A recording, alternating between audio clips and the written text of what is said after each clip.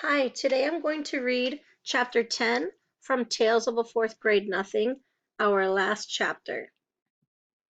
A few words to go over before we get started. We have wailed, to cry with grief, pain, or anger. The baby wailed as his father left the room. Gloomy, dark or poorly lit, often to appear depressing or frightening. So in a scary story, I might say, it was a gloomy night in the forest. So you see that it's kind of dark there. And then ordinary. Ordinary means with no special features or normal. So that's an ordinary yellow circle. There's nothing interesting or cool about it. There's no extra colors or glitter. Just plain. So another word for ordinary would be plain. Chapter 10 is called Dribble. On the PDF, it's page 69. I will never forget Friday, May 10th. It's the most important day of my life. It didn't start out that way. It started out ordinary. I went to school. I ate my lunch. I had gym. And then I walked home from school with Jimmy Fargo. We planned to meet at our special rock in the park as soon as we changed our clothes. In the elevator, I told Henry I was glad summer was coming. Henry said he was too. When I got out at my floor, I walked down the hall and opened the door to my apartment. I took off my jacket and hung it in the closet. I put my books on the hall table next to my mother's purse. I went straight to my room to change my clothes and check Dribble. The first thing I noticed was my chain latch. It was unhooked. My bedroom door was open, and there was a chair smack in the middle of my doorway. I nearly tumbled over it.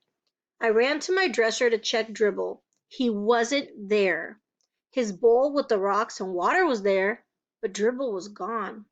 I got really scared. I thought, maybe he died while I was at school and I didn't know about it. So I rushed into the kitchen and hollered, Mom, where's Dribble? My mother was baking something. My brother sat on the kitchen floor banging pots and pans together. Be quiet, I yelled at Fudge. I can't hear anything with all that noise. What did you say, Peter? My mother asked me. I said I can't find Dribble. Where is he? You mean he's not in his bowl? My mother asked. I shook my head.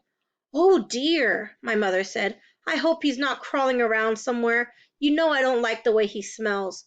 I'm going to have a look in the bedrooms. You check in here, Peter. My mother hurried off. I looked at my brother. He was smiling. Fudge, do you know where Dribble is? I asked calmly. Fudge kept smiling. Did you take him? Did you, Fudge? I asked not so calmly. Fudge giggled and covered his mouth with his hands. I yelled, Where is he? What did you do with my turtle? No answer from Fudge. He banged his pots and pans together again. I yanked the pots out of his hand. I tried to speak softly. Now tell me where Dribble is. Just tell me where my turtle is. I won't be mad if you tell me. Come on, Fudge, please. Fudge looked up at me. In tummy, he said. What do you mean in tummy? I asked, narrowing my eyes. Dribble in tummy, he repeated. What tummy? I shouted at my brother. This one, Fudge said, rubbing his stomach. Dribble in this tummy, right here. I decided to go along with the game. Okay, how did he get in there, Fudge? I asked. Fudge stood up. He jumped up and down and sang out, I ate him, ate him, ate him. Then he ran out of the room. My mother came back into the kitchen. Well, I just can't find him anywhere, she said. I looked in all the dresser drawers and the bathroom cabinets and the shower and the tub and... Mom, I said, shaking my head, how could you? How could I what, Peter? Mom asked. How could you let him do it? Let who do what, Peter? Mom asked. Let Fudge eat Dribble, I screamed. My mother started to mix whatever she was baking. Don't be silly, Peter, she said. Dribble is a turtle. He ate Dribble, I insisted. Peter Warren Hatcher, stop saying that, Mom hollered. We'll ask him. Go ahead and ask him, I told her. Fudge was standing in the kitchen doorway with a big grin on his face. My mother picked him up and patted his head. Fudgy, she said to him, tell Mommy where brother's turtle is. In tummy, Fudge said. What tummy? Mom asked. Mine, Fudge laughed. My mother put Fudge down on the kitchen counter where he couldn't get away from her. Oh, you're fooling Mommy, right? No, fool, Fudge said. My mother turned very pale. You really ate your brother's turtle? Big smile from Fudge. You mean that you put him in your mouth and chewed him up? Like this? Mom made believe she was chewing. No, Fudge said. A smile of relief crossed my mother's face. Of course you didn't. It's just a joke. She put Fudge down on the floor and gave me a look. Fudge babbled. No chew, no chew. Gulp, gulp. All gone turtle in Fudge's tummy. Me and my mother stared at Fudge. You didn't, Mom said. Did so, Fudge said. No, Mom shouted. Yes, Fudge shouted back. Yes? Mom asked weakly, holding onto a chair with both hands. Yes, Fudge beamed. My mother moaned and picked up my brother. Oh no, my angel, my precious little baby. Oh no. My mother didn't stop to think about my turtle. She didn't even give Dribble a thought. She didn't even stop to wonder how my turtle liked being swallowed by my brother. She ran to the phone with Fudge tucked under one arm. I followed. Mom dialed the operator and cried, Oh, help! This is an emergency! My baby ate a turtle! Stop that laughing! My mother told the operator. Send an ambulance right away! 25 West 68th Street. Mom hung up. She didn't look too well. Tears were running down her face. She put Fudge down on the floor. I couldn't understand why she was so upset. Fudge seemed just fine. Help me, Peter, Mom begged. Get me blankets. I ran into my brother's room. I grabbed 2 blankets from Fudge's bed. He was following me around with that silly grin on his face.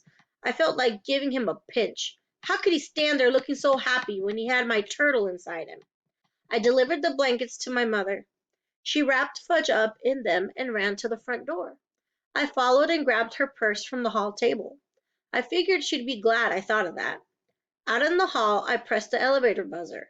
We had to wait a few minutes. Mom paced up and down in front of the elevator. Fudge was cradled in her arms. He sucked his fingers and made that slurping noise I like, but all I could think of was Dribble.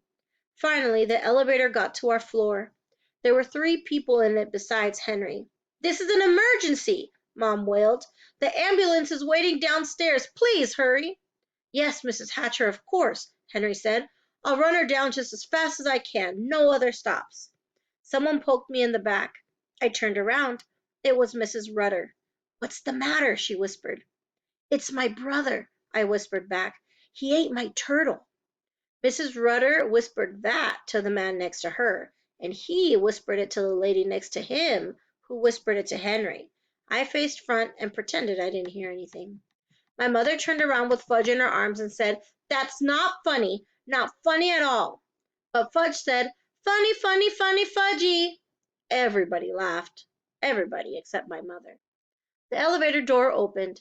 2 men dressed in white were waiting with a stretcher. This the baby? One of them asked. Yes, yes it is, Mom sobbed. Don't worry, lady. We'll be to the hospital in no time. Come, Peter, my mother said, tugging at my sleeve. We're going to ride in the ambulance with Fudge. My mother and I climbed into the back of the blue ambulance. I was never in one before. It was neat. Fudge kneeled on a cot and peered out through the window. He waved at the crowd of people that had gathered on the sidewalk. One of the attendants sat in back with us. The other one was driving. What seems to be the trouble, lady? The attendant asked. This kid looks pretty healthy to me. He swallowed a turtle, my mother whispered. He did what? The attendant asked. Ate my turtle, that's what, I told him. My mother covered her face with her hanky and started to cry again. Hey, Joe, the attendant called to the driver. Make it snappy. This one swallowed a turtle. That's not funny, Mom insisted. I didn't think so either, considering it was my turtle. We arrived at the back door of the hospital. Fudge was whisked away by 2 nurses. My mother ran after him. You wait here, young man, another nurse called to me, pointing to a bench. I sat down on the hard wooden bench. I didn't have anything to do. There weren't any books or magazines spread out like when I go to Dr. Cohn's office. So I watched the clock and read all the signs on the walls. I found out I was in the emergency section at the hospital. After a while, the nurse came back. She gave me some paper and crayons. Here you are. Be a good boy and draw some pictures. Your mother will be out soon. I wondered if she knew about Dribble, and that's why she was trying to be nice to me.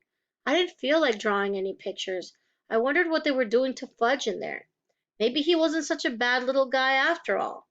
I remembered that Jimmy Fargo's little cousin once swallowed the most valuable rock from Jimmy's collection, and my mother told me that when I was a little kid I swallowed a quarter. Still, a quarter's not like a turtle. I watched the clock on the wall for an hour and 10 minutes.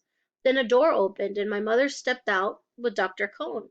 I was surprised to see him. I didn't know he worked in the hospital. Hello, Peter, he said. Hello, Dr. Cohn. Did you get my turtle? Not yet, Peter, he said, but I do have something to show you. Here are some x-rays of your brother. I studied the x-rays as Dr. Cohn pointed things out to me. You see, he said, there's your turtle, right there. I looked hard. Will Dribble be in there forever? I asked. No, definitely not. We'll get him out. We gave Fudge some medicine already. That should do the trick nicely. What kind of medicine? I asked. What trick? Castor oil, Peter, my mother said. Fudge took castor oil, and milk of magnesia, and prune juice, too. Lots of that. All those things will help to get Dribble out of Fudge's tummy. We just have to wait, Dr. Cohn said. Probably until tomorrow or the day after. Fudge will have to spend the night here, but I don't think he's going to be swallowing anything that he isn't supposed to be swallowing from now on. How about Dribble? I asked. Will Dribble be all right? My mother and Dr. Cohn looked at each other. I knew the answer before he shook his head and said, I think you may have to get a new turtle, Peter. I don't want a new turtle, I said. Tears came to my eyes. I was embarrassed and wiped them away with the back of my hand. Then my nose started to run and I had to sniffle. I want Dribble, I said. That's the only turtle I want. My mother took me home in a taxi. She told me my father was on his way to the hospital to be with Fudge. When we got home, she made me lamb chops for dinner, but I wasn't very hungry. My father came home late that night. I was still up. My father looked gloomy. He whispered to my mother, Not yet. Nothing yet. The next day was Saturday. No school. I spent the whole day in the hospital waiting room. There were plenty of people around, and magazines and books, too. It wasn't like the hard bench in the emergency hallway. It was more like a living room. I told everybody that my brother ate my turtle. They looked at me kind of funny, but nobody ever said they were sorry to hear about my turtle. Never once. My mother joined me for supper in the hospital coffee shop. I ordered a hamburger, but I left most of it, because right in the middle of supper, my mother told me that if the medicine didn't work soon, Fudge might have to have an operation to get Dribble out of him. My mother didn't eat anything. That night, my grandmother came to stay with me. My mother and father stayed at the hospital with Fudge. Things were pretty dreary at home. Every hour the phone rang. It was my mother calling from the hospital with a report. Not yet, I see, Grandma repeated. Nothing happening yet. I was miserable. I was lonely. Grandma didn't notice. I even missed Fudge banging his pots and pans together. In the middle of the night, the phone rang again. It woke me up, and I crept out into the hallway to hear what was going on. Grandma shouted, Whoopee! It's out! Good news at last! She hung up and turned to me. The medicine has finally worked, Peter. All that castor oil and milk of magnesia and prune juice finally worked. The turtle is out. Alive or dead? I asked. Peter Warren Hatcher? What a question! Grandma shouted. So my brother no longer had a turtle inside of him, and I no longer had a turtle. I didn't like Fudge as much as I thought I did before the phone rang. The next morning, Fudge came home from the hospital. My father carried him into the apartment. My mother's arms were loaded with presents, all for Fudge. My mother put the presents down and kissed him. She said, Fudgy can have anything he wants, anything at all. Mommy's so happy her baby's all better. It was disgusting. Presents and kisses and attention for Fudge. I couldn't even look at him. He was having fun. He probably wasn't even sorry he ate my turtle. That night, my father came home with the biggest box of all. It wasn't wrapped up or anything, but I knew it was another present. I turned away from my father. Peter, he said, this box is a surprise for you. Well, I don't want another turtle, I said. Don't you think you can make me feel better with another turkey?